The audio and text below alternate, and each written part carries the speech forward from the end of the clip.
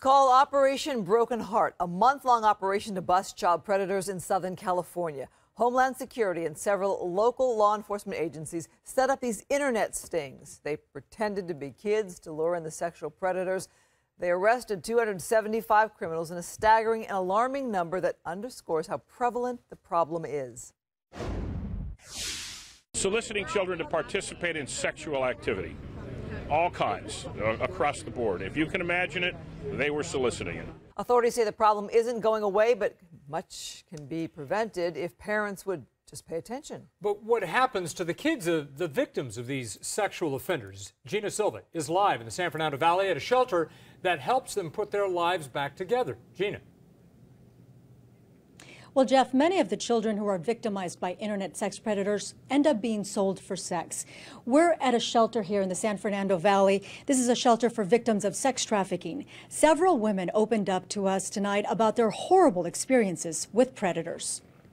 So the Teen Project opened Freehab about 3 weeks ago, and we've got 100 beds here. Lori Burns runs Freehab, a shelter in the San Fernando Valley for victims of sex trafficking.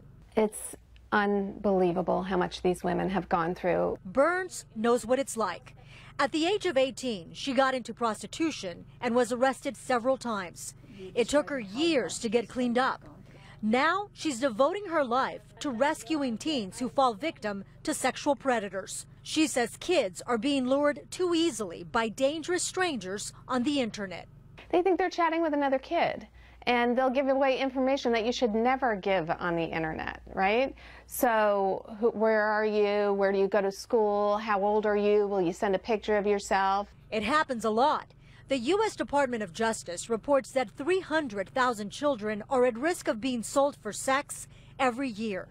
During one of their Freehab sessions, these women explained how predators manipulated them at a very young age. He tricked me so many ways, and telling me I'm beautiful, telling me that I was worth something, telling me all these things to bribe me in and pull me up. Meeting a stranger, not knowing who this person was, and both those times was raped and forced to do things that I didn't want to do, and that has haunted me my entire life.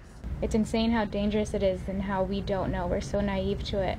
And I wish that I had someone there telling me not to do that you don't have to do that.